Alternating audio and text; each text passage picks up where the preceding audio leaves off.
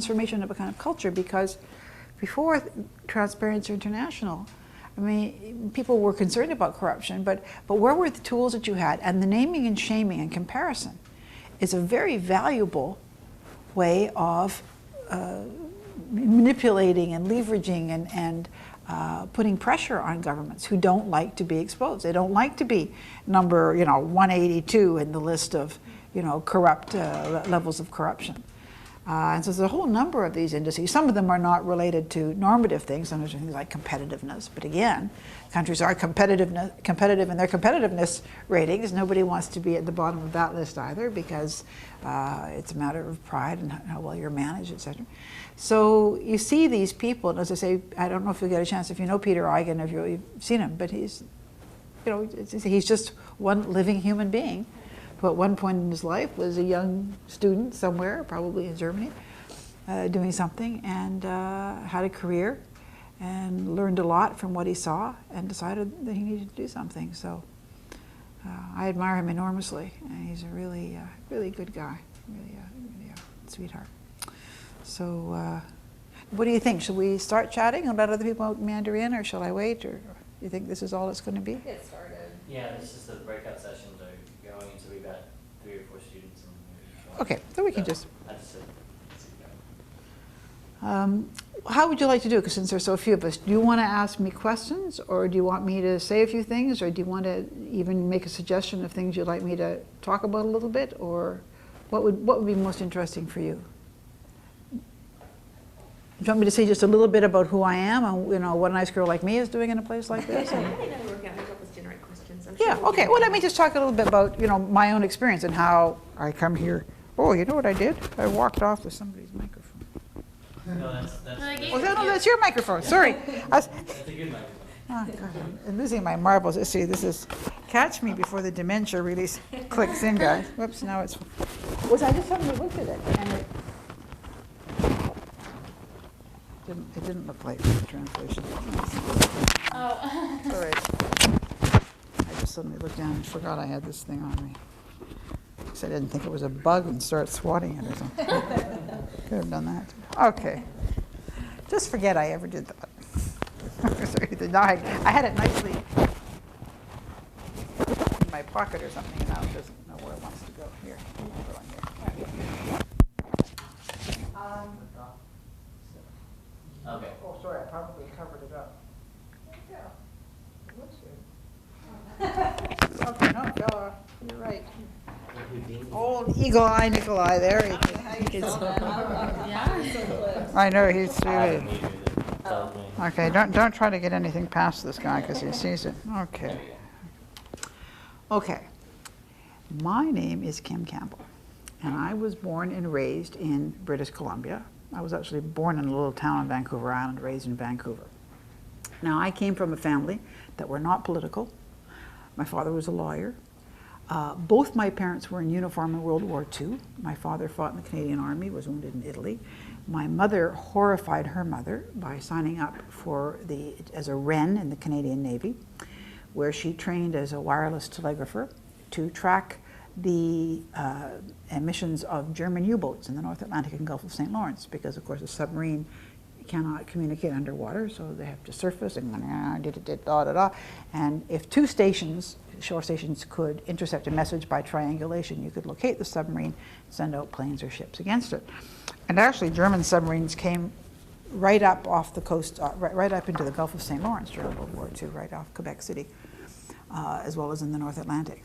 Now, the reason why I tell you this, not that you want me to tell you my mother's war stories, but because 2 things. One, I was born after World War II, but it was, of course, kind of the dominant story that was told on, early television and movies. I mean, it was such a cataclysmic and encompassing event in the world that it was, if you were post-war baby boomer, you kind of knew about the war, and there were wonderful documentaries on TV called The World at War, narrated by Laurence Olivier, and we all watched these things. But also the fact that both my parents had served. So I was very moved by the idea of public service. I wanted to serve my country, the idea of doing something to try to prevent something like World War II ever happening again. and all the terrible things about it, the Holocaust and the destruction and all of these terrible things. But also, because my mother had served, you know, I grew up thinking that girls had a role to play too. And my mother was very, very intelligent, and I think she had the highest IQ in the history of her high school. She didn't go to university because she married my father before the end of the war, and then they had 2 children, quite, you know, my sister and I are 2 years apart. In those days, birth control and family planning was an imperfect science. And so my father went to university after the war, but my mother did not. But she was a very intellectually curious woman, read a lot, and she raised her daughters to believe that girls could do anything, but that it wasn't a universally accepted proposition. So I grew up with you know, as a child with a very strong sense of, you know, I want to do something. When I was a teenager, I wanted to be the first woman Secretary General of the UN. And I say this to Americans and they laugh because no American ever wants to be the first Secretary General of the UN, or first woman. Because, of course, I think Americans can't be Secretary General of the UN. I think in the division of labor of the international organizations, Americans get the World Bank, the Europeans get the IMF, and somebody else gets the gets to be Secretary General of the UN. I think none of the P5, in fact, can be Secretary General of the UN. So I really wanted to do something, and it wasn't really until when I was in high school. I ran for student politics, and I was the first girl to be elected student council president of my high school. I graduated from high school in 1964. Do the math. But so it sounds kind of funny because, you know, years later when I was a school trustee and I went to schools, I mean, there were lots of girls who were president of the student council, but it was a big deal then. And it was, I guess, the beginning of my kind of breaking barriers for women. I went to university and I was the first girl to be elected president of the freshman class, and I was the first girl to be vice president of the Alma Mater Society. I didn't run for president because I thought maybe I should try and graduate, so I went back to studying. I did honors political science. Anyway, this is all more than you need to know. Make a long story short, I didn't really think of myself as being a politician when I was young because my parents voted, but nobody in my family was a politician, and you know, they weren't particularly politically active other than being good citizens.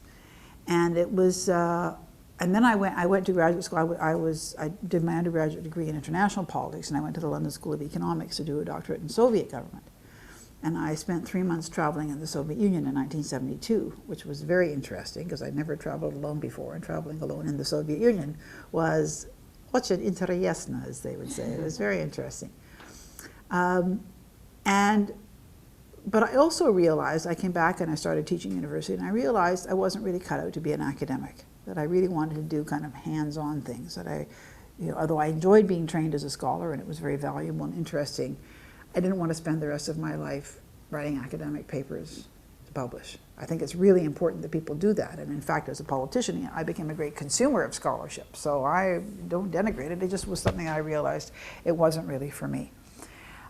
So I retrained, I went to law school. But also, while I had been teaching political science, one of my students was the president of the Young Progressive Conservatives in Canada. And Canadian political parties are very different from American parties. It's sort of a centrist party. Somebody once said, you're a Clinton Democrat. And that's probably right, our party. But it's called the Progressive Conservative Party. And he gave me some speeches by their leader, and I was very impressed. And I said to him, you know, I've thought maybe of running for politics one day, but you know, I'm not involved in any party. And he said, if you want to run for public office, don't get involved in a party, become a star. That was my first piece of political advice that I ever got from somebody. But he was right. What he meant was, and in those days he was probably right, that there was no point in becoming involved in a party, because in those days girls got to be, you know, in the political party organizations, and you know, if you wanted to get the coffee and do all that stuff, it was great. But it was the guys who got to go and be executive assistants to the cabinet ministers in Ottawa. I mean, so if you wanted to be, you know, he felt that making your way up to a party, you'd never get over that image that you need to be a star, you needed to be somebody that a political party would come after and want to be a candidate because you had profile, because you're somebody. So I actually did that, but I did it by running for local politics, which was quite different and separate from provincial and federal politics. And I was elected to the school board and became chairman of the school board and develop public profile. I was elected to the provincial legislature. And then in the election of 1988, which really was a very interesting election because the Canada-US Free Trade Agreement was the big issue in that election. There are very few elections where you have like one big issue that really galvanizes the country and it's very divisive, and that was it.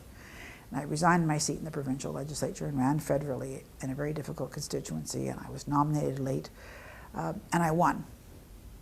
And that launched me into my life as a member of the National Parliament. And several months after I was elected, when the Prime Minister created his first new cabinet, I was made a cabinet minister. And I was made the Minister of State for Indian Affairs and Northern Development, which is a big portfolio. I was Minister of State, which meant that I was the junior minister. And the idea from the Prime Minister's point of view was a chance to get my feet wet without having too much media attention because there was a senior minister in the department. But Aboriginal Affairs, which is what it is, Indian Affairs and Northern Development, I mean, it's all of the management of all of the federal policies related to Aboriginal people in the country, which is a big issue. It's a big issue, a big budget, very complex, and it was very, very interesting for me to learn. And in my own province, there had been the comprehensive land claims had not been resolved, and it was a real problem for the resource industries in British Columbia because there was uncertainty about the tenure and who had rights to things, because when we patriated our Constitution in 1982, Aboriginal rights were entrenched in the Constitution as a constitutional right, but they weren't defined. So one of the things I did was I got the negotiations going. I was from British Columbia, and I was going to make that happen. So one of the first things I learned, I had learned in all my other political jobs as well, was that if you have a position, you find a way to use it. You don't just sit around and turn up at the meetings. What can you do? What can you do that's constructive? And I'm jumping over the things I did locally and provincially. But so then, a year later, I was named Minister of Justice and Attorney General of Canada. I was the first woman ever to be named Minister of Justice. And it is an extremely powerful position in the Canadian Cabinet, more powerful even than your Attorney General, because you're responsible for legislating the criminal law, which is a federal jurisdiction in Canada. The criminal law is a state jurisdiction in the United States, and you have some norms that are federal, but basically you have a lot of different jurisdictions that have different approaches to issues, which is actually very interesting for us because when we're looking to do some changes in the law, we can look at different American jurisdictions to see what sort of things you've tried out and if there's anything that we can learn from what various American jurisdictions have done, because some of them are actually really very creative and very enlightened and really smart about their approaches to certain problems in the criminal law. But in Canada, we have one criminal code that covers the entire country, so it's an enormously important issue. And when I was Minister of Justice, as I say, I was the first woman to be Minister of Justice and Attorney General, and 7 of my predecessors had gone on to become Prime Minister. So it was one of these jobs where people start looking at you, and some of them were looking like, who is she and where did she come from? Because I'd only been there for a year, and the Ottawa Press Gallery didn't know me. I was from British Columbia. I mean, isn't that where everybody's flaky and lotus land out in the West Coast, sort of the California of Canada? So anyway, but I would say, because I'm going to try to be brief. I mean, I learned a lot about leadership. I chaired the school board in Vancouver. When I was in the provincial legislature, I was not in the cabinet. I didn't get on very well with my party leader, although we were the majority. But I chaired a number of very important legislative commissions and bodies that took me around the province, meeting with people and making legislative proposals and writing white papers and things.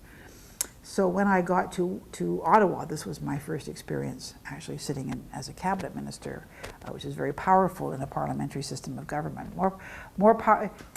It's hard to explain to Americans what it's like because you have the separation of powers. We don't have the separation of powers in Canada. I mean, the judiciary is independent, but our executive comes out of the legislature. So when you're a Minister of Justice, you're a legislator. You're not, in other words, not only do you frame the laws, but you have to build the parliamentary consensus and work with the opposition and go out and consult with people. You have to get it through. It's not like something coming out of the executive branch and the president sending something over to Congress and hoping that at least his own party will get behind it and try and get it through. You're really part of it. So I served 3 years as Minister of Justice and Attorney General. I did a number of very interesting things. I defined 3 priorities: inclusive justice, and particularly including women and Aboriginal people, who were 2 communities in Canada that felt that the criminal justice system didn't work for them. Fairness in the relations between citizens and government, which was dealt with a lot of the reform of the administrative law, and the ability of people to get access to government things and to resolve disputes with government. And finally, public safety. And in that particular area, I did issue things related both to violence against women, which also related to my Women in the Law issue, but also I passed an enormous, very comprehensive gun control bill. So, but which I'll say something a little bit. Anyway, just very quickly, I served 3 years as Justice Minister, and then I became Minister of National Defense, and I was the first woman in a NATO country to be Defense Minister. And which was very interesting. I had taught strategic studies when I was a professor, but I mean, didn't help me to know much about MIRVs and MARVs by this time, because it was right at the end of the Cold War in 1993. Several months later, the Prime Minister announced he was going to step down, and that there would be a leadership convention in June of 1993 to elect a new leader of the party. And I immediately became one of the front-running candidates to be leader of the party. About 2/3 of my own parliamentary caucus. Come on in, we're just chatting. Sorry, Heather, just me. Oh, there you are, okay. Yeah, you're welcome to sit in too. So about 2/3 of of the caucus supported me, and the leadership contest in Canada is like a presidential primary. It's a political campaign within a party, but it's national. Like the British, I think have gone to conventions now, but they traditionally elected their party leader from the parliamentary caucus, so that those elected members of parliament from a party would vote for the leader, and that person would become Prime Minister. In Canada, we did not. It was it was a 3 or 4 month campaign where I had to travel all across the country, and people had delegates that would go, committed to me, that would go to the convention. I was elected leader at the convention in Ottawa on the second ballot, and became Prime Minister of Canada. I was sworn in shortly after that. And but the problem was that the Prime Minister had left it to the very last, because in a parliamentary system you have a maximum of 5 years. We were well into the 5th year of our mandate. So I had to call an election by early September. And although in the summer of 1993 I had the highest approval rating for a Prime Minister in 30 years, I wasn't able to perform the miracle, which was to turn our party fortunes around, because my predecessor was the most unpopular Prime Minister in the history of Canadian polling. And there just really wasn't enough time to put a new face on the government, whatever. But I did a number of interesting things. I redesigned the ministries of the government to make them more streamlined and more appropriate for 21st century issues. I also participated in a G7 summit with Bill Clinton. It was his first G7. It's G8 now, but it was G7 then, in Tokyo, so that's how I know Bill. And I was the first Prime Minister to have a meeting of the provincial premiers before going off to G7 to consult with them. And what else did I do when I was Prime Minister? Redesign ministries. Oh, and there were a whole lot of other things were going on. We were, in the war in the Balkans and all that kind of stuff. So anyway, but when we called the election, it was a different configuration of political parties, because we'd had some parties that had fragmented off. And make a long story short, my party was decisively defeated, and I lost my own seat. So I resigned as party leader. So you say, well, you're a loser. Why would we talk to you about leadership? Well, the interesting thing is that although it will be next June will be the 20th anniversary of my being sworn in as Prime Minister of Canada, oddly enough, it seems to be something that kind of I get seen better and better as the years go by, because people come to have a bit of perspective. And people have always said to me, don't feel bad about that loss. It wasn't your loss. It was Mulroney's loss. He didn't leave you any time, blah, blah, blah. But it was very disappointing because I love politics. I love doing it. And since then, I've done things to try and use what I learned in the School of Public Life that I engaged at 3 levels of government in Canada. I taught at the Kennedy School for several years. I taught a course on democratic transition and another course called Gender and Power, about which I can say a little bit more. And I do international projects with the Club of Madrid. I helped to form the Club of Madrid and the Council of Women World Leaders. And I do projects on democratic transition and the advancement of women. Basically, that's a whole other issue. What do you do once you're out of an office? Everybody dreams of being president, but they don't dream of what they'll do after they're president. And as you can see, somebody like Bill Clinton, I think, has found a great way of using the political capital that comes with that job, and he was quite young when he left office, so you have to figure out something to do. But it is a challenge, and it is a shock, and it is a kind of, shock to the system to go from being right at the center of the action and the person who makes the decisions to being, kind of irrelevant in some ways. So how do you make yourself relevant? How do you find ways of using whatever capital, whatever goodwill, whatever knowledge you have to try and continue to pursue the issues that sometimes propelled you into politics in the first place? And that's what the Club of Madrid is all about. It's about finding ways of using the accumulated experience and knowledge of our members. We used to say that they represented more than 2,000 years of political experience, and it's even more now because we're now over 90 members. But it's an extraordinary resource, and all of our members are very eager to share what they know. So that's kind of just the quick, broad brushstroke of who I am and what I'm about. But let me just say a couple of things to you in reflection about leadership, and then you can ask me any questions. The first thing I would say is, leadership is really hard, but it really matters. And when I say it's really hard, I don't know, whether life was ever as we sometimes think it was when people were deferential to leaders and, when people had positions that, everybody kind of bowed and scraped. But I think that in democracies, there's always a tension between the kind of egalitarian spirit and the spirit of dissent and the desire to respect the position. And so the kind of political capital that you have, or the aura that you have coming from a position, it can be very important, but it's also fragile. And today, it's even more difficult than it was when I was in office. When I was a cabinet minister, I remember once being at a cabinet meeting, the Prime Minister saying, because some of our members who were from Montreal would drive down to Ottawa, because ministers had cars and drivers. And I was from Vancouver, so I didn't have a car when I went home to my riding, but the members from Montreal would drive down, and they get the drivers to come down, and they would board this 2-hour drive to Montreal, so they go blah, blah, blah, talking on the car phones. Now, you probably have never even seen a car phone, because these were even before I saw them. Big bag phone? Yeah. And, of course, not realizing that car phones are not secure, and people with radio scanners could scan them. And so there were a couple of little scandals, people who were overheard talking to their girlfriends on the, not their wives, on their car phones. So the Prime Minister said, don't ever say anything into a car phone that you wouldn't say with the reporter sitting right next to you. So happily that was never a problem for me, but because I didn't have that relationship with my car phone, and I wasn't in the car all that long. But it seems quaint and innocent now to think about that, because the levels of scrutiny now, and there are no secrets now. I used to say 20 years ago, there are no secrets, but there really are no secrets now. You could be anywhere and somebody's taking a picture of you with their cell phone. And I'm the person who said, why would anybody want a camera in their cell phone? Shoot me, I am not a prognosticator. But there's just the levels of scrutiny. I remember once, when I became Minister of Justice, the Ottawa Citizen did a whole front page article about me. And it interviewed people, and some of my enthusiastic supporters were saying things like, oh, and she is so smart, Kim, she's really brilliant, she's in Mensa. And I'm not in Mensa. This is this organization.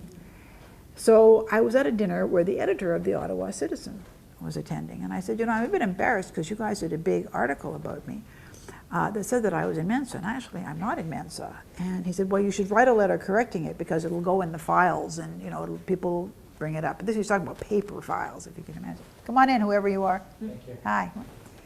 So I wrote a letter to the Ottawa Citizen saying, thank you very much for the nice article. You said I was in Mensa, but actually I'm not in Mensa. So the next thing I know, somebody is showing me the Mensa newsletter. Just, Kim Campbell thinks she's too good to be a member of Mensa. So, but today, we're talking about, paper and print, newspaper and correcting it. Nowadays, it's just, things go out on the internet, and I see things that people have said about me that are just woven out of whole cloth, and you don't even know where it comes from. And you can't even begin to counter it. Now, this is not an argument against going into public life, but what I'm saying is that when I say leadership is hard, people make this calculus. Do I want to put my family through this? Do I want to expose them? Okay, you worry about your kids. But I think the Obamas are a very good example. I mean, President Obama, I think, has done a very good job of protecting his children. They seem like really nice, normal kids. And we don't know any more about them than we need to. You know, they're obviously close family and they're with him. So I think that these things can be managed. But today, you know, with kids, you know, bearing all on Facebook and Twitter, and even young people now, it's said, have a very different understanding of the concept of privacy than people of my generation have. I mean, where kids kind of let it all hang out and don't realize that the internet is forever. You know, if you want immortality, just put your whole life up on the internet, and you know, 200 years from now, people will be able to still read about it. Well, that may not be what you want when you go into public life, and you may not want all your youthful indiscretions. I mean, you know, I'm a perfectly normal person, and you know, when I drank when I was in high school. I mean, I drank more when I was underage than I did when I was of age, and I shouldn't admit that to you. I'm not proud of it, and you know, and there, but for the grace of God, I mean, I could have easily done terrible things, and I survived it. And boy, wasn't that lucky, because I could have really screwed up my life. You know, and I was a normal teenager with raging hormones and the whole thing. But I wasn't posting things. You know, I wasn't even writing a diary. So, you know, we all, you know, we're normal. We're human beings, and we have all of the things that our undeveloped frontal lobes allow us to do until our frontal lobes get completely developed by the time we're about 19 or 20, and we can be trusted to make adult decisions. You know, that's why people have laws in some jurisdictions that teenagers can't drive with other teenagers in the car. It's not because, you know, they want to be mean to teenagers. It's because there are, you know, physiological reasons why you're not, your impulse control isn't that good when you're in that kind of a peer situation. So if you're thinking about going into public life, it's really good to think to yourself, what will my posterity, will there be anything, am I doing anything that will come back to haunt me? Now, it may be that the generation of letting it all hang out will also be the generation of it couldn't care less when it comes time to evaluate your own contemporaries for public life, because you will all have done it, and you will all have said, you know, your threshold of shock will be much less. But it is hard today, as I say, because of the level of exposure. Another reason why leadership is hard is because although there is this enormous plethora of communication media, certainly in the mainstream media, the ability of politicians to get their message across is very difficult. There's an excellent book by a guy called Tom Patterson, who teaches at the Kennedy School, called Out of Order, that was written in sort of the mid-90s. And I remember reading it and thinking, gosh, I wish this had been written while I was in office, because he talks about, you know, as a journalist, the journalist approach to people in public life, and the presumption of bad faith on the part of politicians, that politicians are trying to get away with something. So they're always on the lookout for the gaffe. The gaffe doesn't mean that you're a mumble mouth, that you're tired, that you just, you know, weren't focused. It means that you're really revealing what you really think. So you have to be on gaffe watch, because at some point the pretense is going to fall away and they're going to say what they really think. Ha-ha, gotcha. So that's what the gotcha journalism is all about. So you have that, but you also have a very much reduced direct quotation of politicians. There were times when political speeches used to be reprinted in the newspaper. And can you imagine, some people actually used to read them. You know, oh, I see, yeah, I gave a speech. Oh, well, that's really stupid. And, you know, and Mabel, did you see what he said? But the point is, they would read them. Nowadays, well, in fact, when Tom Patterson wrote, the average quotation, a direct quotation from something a politician had said, had gone from 14 column inches to 1 column inch. Now probably even 1 column inch is generous, so they don't even quote you at all. They just decide that they can paraphrase you, and too bad for you if they get it wrong.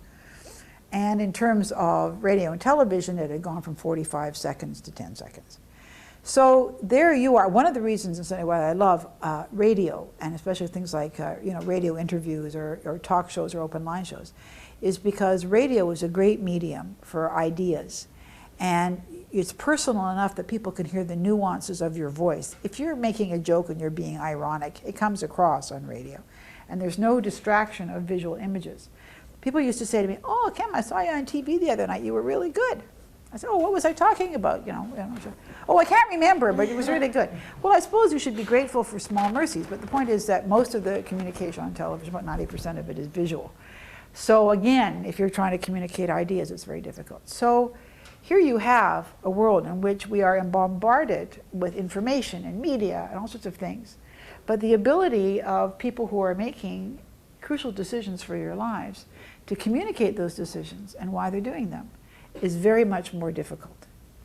And the ability, therefore, to mobilize people, because part of what leadership is about is mobilizing people, getting support for something, is much more complicated and difficult. And politicians today and political leaders today are still trying to figure that out, working through allied organizations. I mean, opinion leaders have always been important in terms of creating public support or opposition, depending on what people are trying to generate, to policies. And there used to be, when I was a young political science student, there were studies about where people get their political views, and sort of in a workplace there would be one or two people who actually read the paper and watched the news, and around the water cooler they would give their opinions, and other people kind of get their opinions secondhand from those who were their kind of nodes of information.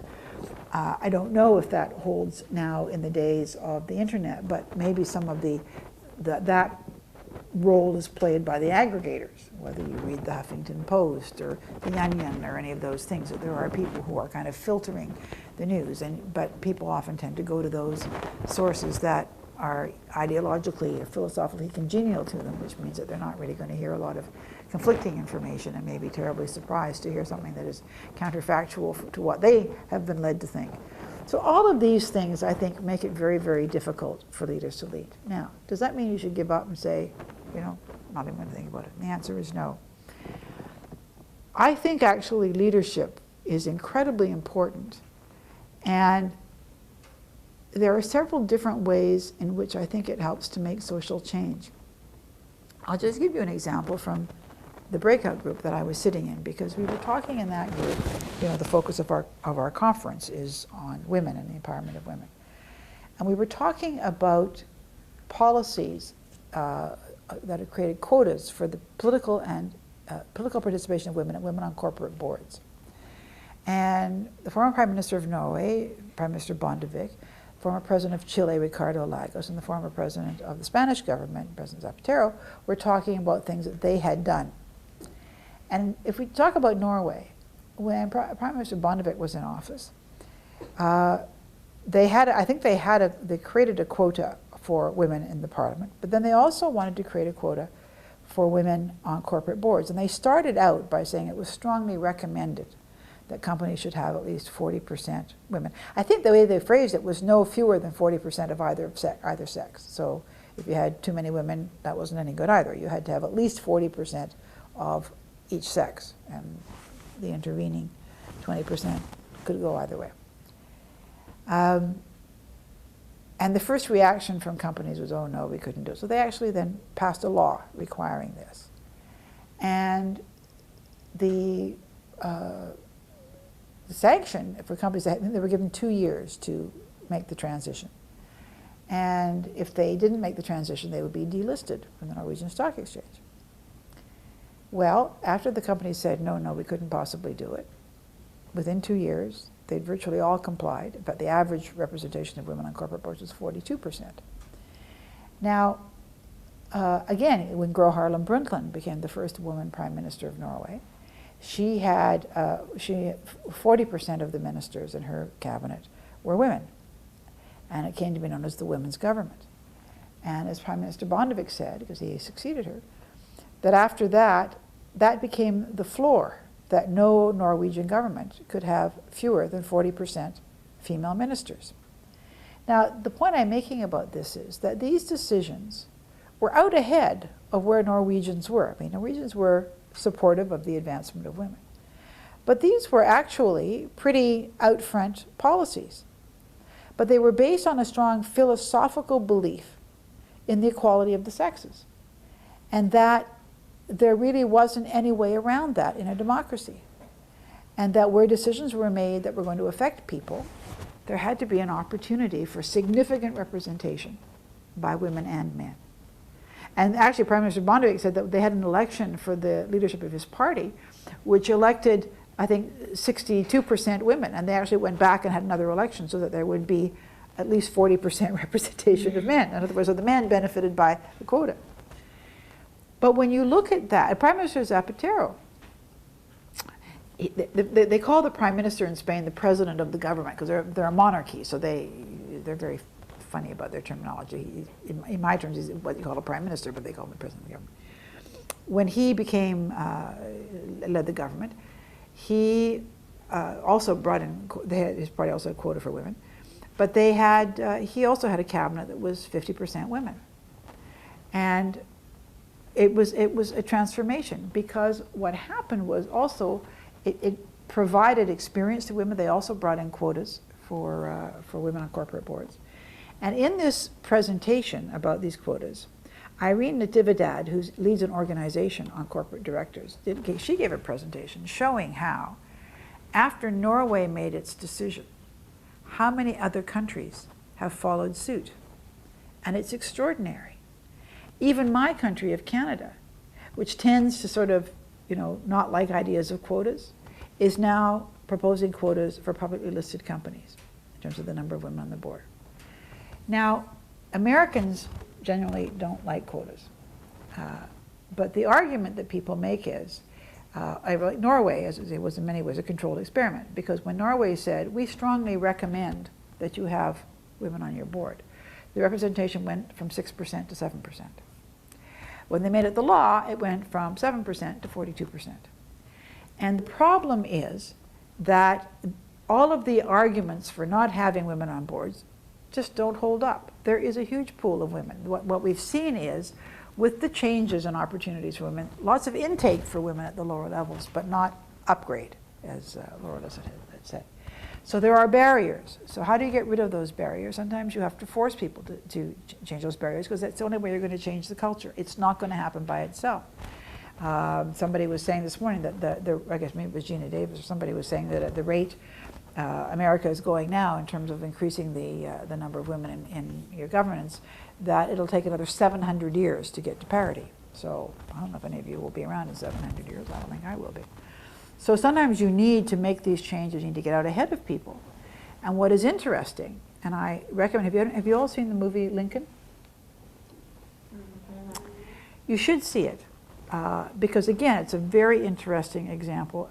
As a former political leader, I found it really interesting because it is the story of how Lincoln got the 13th Amendment to the Constitution passed. And I had not known this story. I have not read Doris Kearns Goodman's book called The Team of Rivals about Lincoln and his cabinet, because I gather she tells this story there. But I had not known this story. And I know quite a lot of American history. But when Lincoln was reelected, before his second inaugural, he was very concerned that, first of all, it was pretty clear that the Union was winning the war and the war was going to be over. And he was concerned that his Emancipation Proclamation would not withstand a challenge before the courts. Because while he was convinced that it was legal as he had done it, he was concerned that courts would interpret it as being a measure taken to win the war, not a measure that would survive the peace. And so he felt that for the emancipation to remain in force, for the end of slavery to remain in force, there had to be a constitutional amendment. And he felt, and he needed to do that before he was inaugurated, because he thought that if people thought they were going to get peace without it, it wouldn't work. But if they thought that it could help to end the war, that there would be more support for it. So that was why the timing was why he felt that he had to get it passed before he was inaugurated, before the new Congress came in. And also, there were 64 Democrats who were the pro-slavery group then, because the Republicans were the party of Lincoln, that they had lost their seats. And so he felt that some of them might be able to, if he could get support from his own party, and he shamelessly bribed some of these defeated Democrats, not with money, but with offers of patronage appointments. And it's the story of how he makes this happen and how he uses the political levers that a political leader has, like the power of patronage appointments. And it's very interesting that there are the spoils of power that go with political leadership and how you use them. You should use them to put very good people into positions. But you often use them to put very good people who are also in your political party who have supported you in those positions. And it is a sign of the development, I think, of a democracy that fewer and fewer positions are patronage appointments. Where they involve the expression of a philosophy, then I think it's very reasonable for them to be partisan appointments because the party has a mandate and you can appoint people who think like you to those positions. But I remember a number of years ago reading that Chicago was the last big American city that actually staffed its police and fire departments by patronage. So that, you got your job from the bottom. Though, I mean, that's the change that has taken place. And in Lincoln's time, post office, postmasters, and all of these things, these were patronage appointments, so he used them shamelessly. But what's very interesting is you see in the debate, there's a big concern whether one of the guys who wants to support the constitutional amendment, but believes in full equality for black people and they should vote and everything like that, whether he is going to galvanize the opposition by coming out with that of course the end of slavery means that black people will have the vote, etc. And if he does that in the congressional debate, it will kill the bill. And it's Tommy Lee Jones who plays him. It's a great performance. And in the course of this debate, I won't give away the ending, but you have to figure out what the ending was anyway, because obviously the end passed. But they're talking about, and this, imagine you're going to give black people the vote, and then what? You're going to give women the vote? And the place erupts in pandemonium at the prospect of giving women the vote. Bad enough you give black people the vote, but giving women the vote, holy, what is all this about? Now, the point I am making about this is that very often when political leaders and governments get out ahead of people, where they lead them eventually becomes the new normal, the status quo. Not only that, but the self-definition of truth, beauty, and justice. So today, if you said, I think it was a big mistake to give women the vote in this country. And believe me, there probably are a few people in the odd corner, names shall not be mentioned. But if you said that, people would be shocked. I mean, that's un-American. I mean, how could, no possible way. But there was a time when the mere prospect of it created pandemonium and outrage among the people who were elected to serve the citizens of the United States of America and their Congress. So it is important to understand that for leaders, one of the things that you have to figure out is, when do you push the envelope to achieve what you think is a just outcome, knowing that you may be out ahead of people, but that it's important to do this? And when do you not do it? When do you not do it because it might make a greater problem? One of the advantages you have in a federal country, as we have in Canada, is, although except in Canada some of these norms are national norms, so they're not things that provinces can do, but there's some things. For example, Medicare in Canada, our medical plan, started provincially in the province of Saskatchewan, because health, education, and social services are provincial jurisdiction in Canada. So the province of Saskatchewan created the first public health care system in Canada. It was followed by some of the other provinces, and then the federal government came in to try and equalize the funding, and it eventually became a program that was administered by the provinces, but which the rules and regulations that governed it were done by the national government. Same-sex marriage, very, very interesting issue. It's one of the social issues that people say has moved faster than almost anything that anybody can remember in terms of an issue of human civil rights. And I don't know what the Supreme Court is going to do about the cases that have come before it, but very interesting articles in the New York Times recently about the shift in public opinion, and shift in public opinion among older people who had traditionally been among the more conservative. Younger people have always been way out ahead. In Canada, we have legalized gay marriage in Canada, so it's not an issue for us anymore.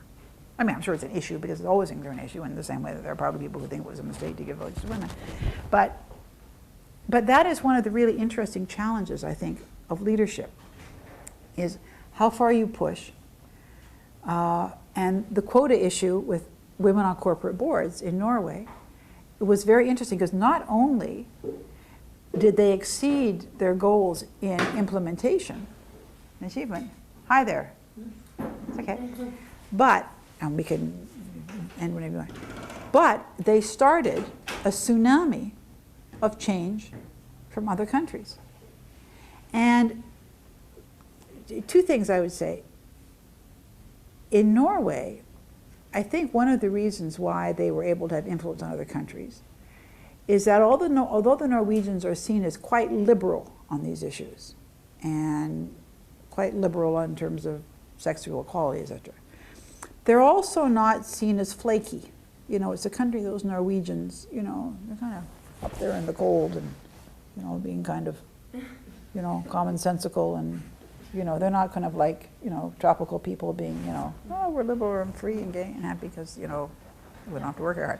No, no, the Norwegians come by their liberality. Really. They suffer for it. So they have a kind of an influence. But it's also true that there is research that shows that if you get two people arguing a case, debating, a person watching will not necessarily change their opinion watching two people debate an issue.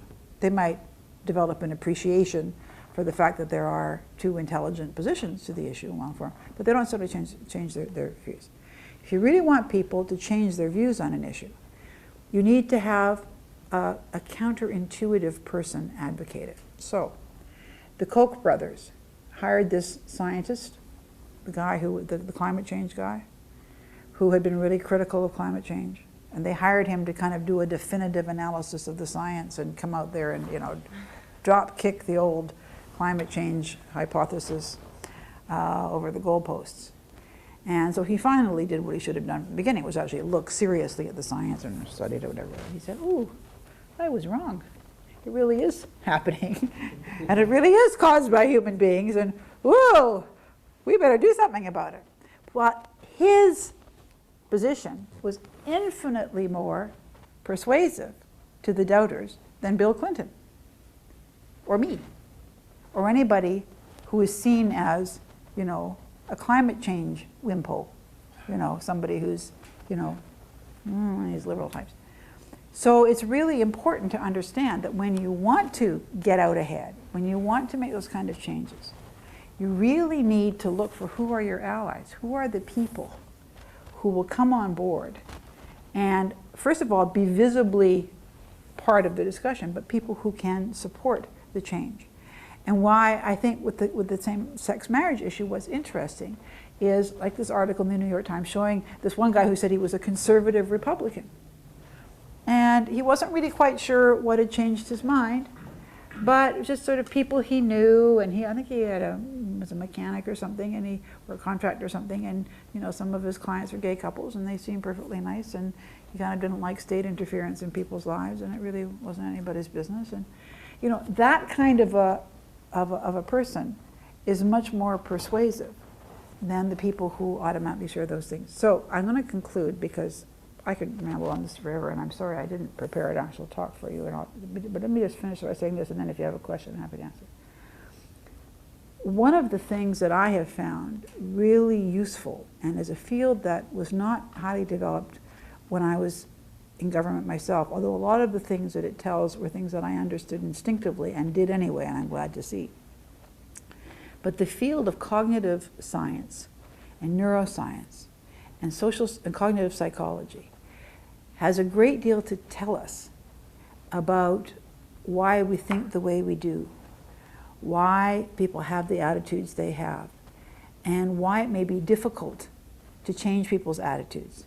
I taught a course called Gender and Power at the Kennedy School, which is when I first got into this question. And books by like Virginia Valian's book, Why So Slow? The Advancement of Women, that talks about gender schemas, the extent to which we develop these frameworks to understand the world, even before we speak. From, you know, by the time a kid starts school, it has a very, very nuanced understanding of what it means to be male or female in that society.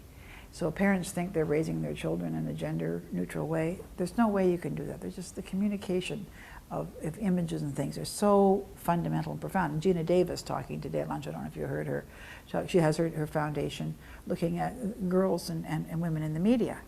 And the incredibly small representation of female figures in films, female characters in films and television programs directed to young children.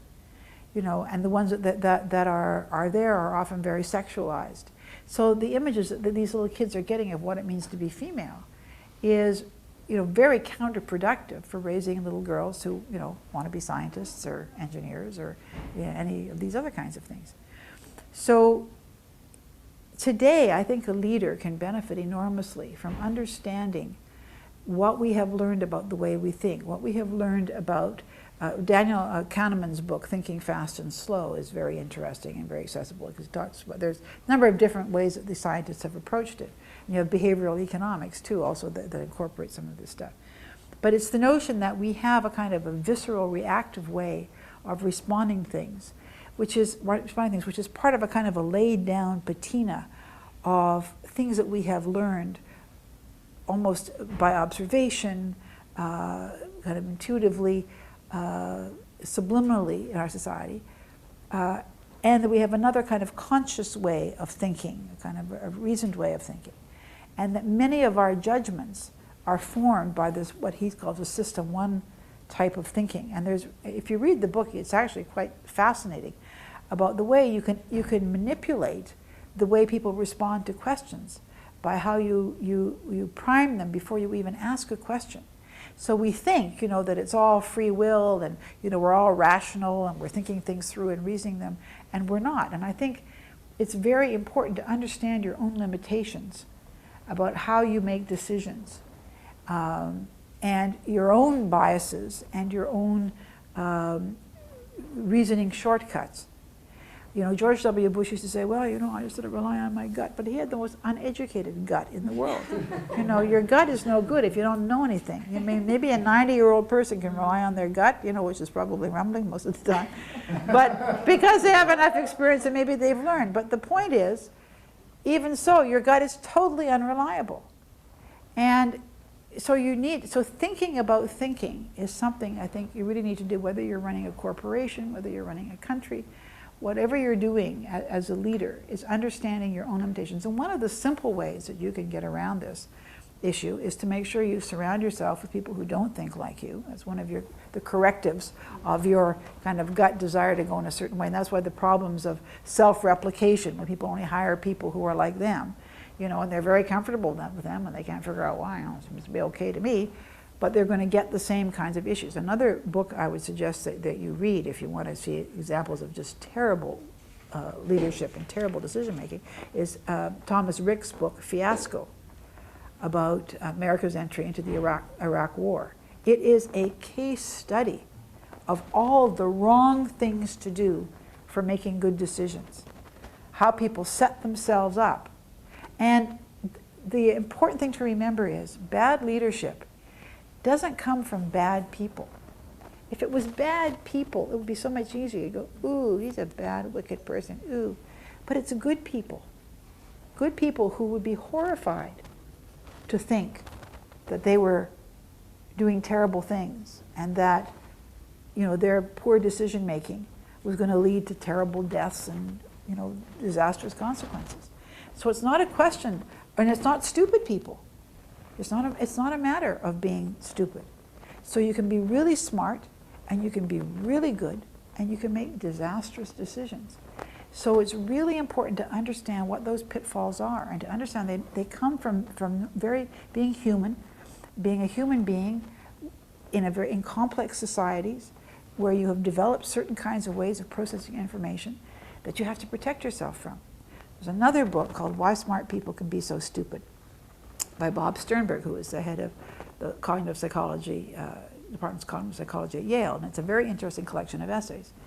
And one of the essays, it's by other authors as well, it's called The Myth of Rational Management. It talks about all these books. You go to business school, you know, books about rational management, thinking linearly, and we analyze the problem. It's total rubbish.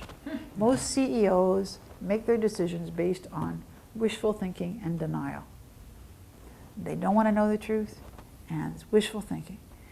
Now, these are harsh judgments, but it's very important for you to understand what those pitfalls are. If you read any of the case studies about the financial crisis, about the collapse of Lehman Brothers, you know, people at Lehman Brothers, people on the bond trading floor, figured out what was happening on the mortgage securities floor. They knew, and people were trying to tell the CEO that they had a real problem there. But the mortgage securities, they were making so much money, hand over fist, and the poor old bond traders who were downstairs doing the kind of bond trading thing, which wasn't very romantic, you know, they were making money, but they weren't doing the same thing. They were completely overshadowed. And those were not victimless crimes, because those bad decisions had huge international repercussions. So when you're thinking about leadership, it's hard, but it matters. And the final thing I'm going to say to you, I keep saying my final thing, is that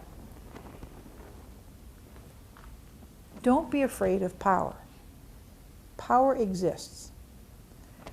And one of the aspects of leadership, usually, is if you are a leader, or you have a chance to be a leader, is that you are invested with some kind of power. It may be the power of persuasion. It may be formal power to make decisions as president or secretary of state, or to vote in Congress, or to run a company and make decisions.